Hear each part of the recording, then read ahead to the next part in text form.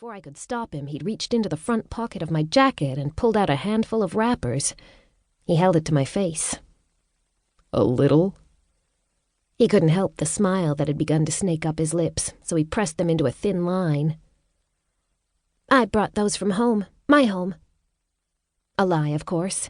I didn't think about my lies before I told them, and that's what always got me into trouble. They were almost always white lies, so if I got caught, it wasn't a big deal. Small and simple lies that were easy to catch. I did that on purpose, so that no one ever found out about my biggest lie, the one about Aaron. No one knew about that, and no one must ever know. My dad sighed, rubbing his face. Elizabeth. Scarface is here. I blurted this out, trying to direct his attention from the lecture he most certainly was about to give me. Of course he's here. I asked him to come. And stop calling him that. I dubbed Aaron's dad Scarface. Everyone in the pack knew it, and I'd even heard other people say it, much to my absolute giddiness. But no one ever called him that to his face, most especially not me. You know, because of the whole he wants to kill me thing.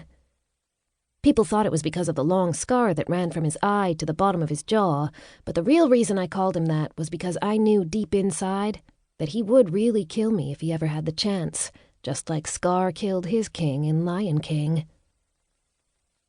I asked Garrett and Aaron to come so we could talk about tomorrow. My dad looked over my clothes. I was wearing sweatpants and a tank top under my jacket. His face was serious again, and I felt the weight of the pack slowly begin to descend on my shoulders. Tomorrow was my birthday. We were going to have a humongous celebration, followed by a meeting of the pack council. All of the leaders were going to vote on whether or not they would pick a new fated alpha if I didn't come into my shifter powers by the time I was 25, only 1 year and 2 hours away. You couldn't have an alpha who couldn't even shift. It was ridiculous, some said. You can't be a leader if you can't shift. And I agreed wholeheartedly. Unfortunately, my dad didn't. In fact, you couldn't even bring it up with him unless you wanted a fight on your hands. He trusted that my shifter powers would come eventually, that I was a late bloomer, just like my mother. Well, thanks, Mom, for giving me latent wolf powers. I'm asking Garrett to vote against assigning a new leader. I raised my eyebrows. Dad, you know Scarface hates me. He won't help you. In fact, he'll probably lobby to move Aaron up now, seeing how he's the strongest of all the pups. You don't know that. I believe he'll help. Get dressed. I want you in on the meeting. He walked toward my door. And for heaven's sake, switch the tint so no one can see you. Yes, my dad is as honorable and as naive as they come. He thinks people are just as principled as he is. But he would be wrong about Garrett. I knew it. I just had to find a way to prove it. I pushed the magical button on the wall that switched the tint from day to night. Okay, not really magical, but it was science and math or something, so it was magical to me. It allowed you to see outside, while at the same time, no one could see you. But you had to push the button after the sun went down because the settings were different. I sighed, wishing that I had automatic ones like in my parents' room.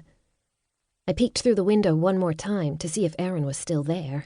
If so, I may turn the blinders back to day while I undressed, just to piss him off, but there was no sign of him. I turned back to my childhood room, disappointed, and went to the pile of dirty clothes on the dark hardwood floor to pull out something to wear. No use smelling fresh for their arrival. I didn't live here anymore. I had my own home, closer to the city, thank heavens, but I was still here often enough to have a pile of dirty clothes.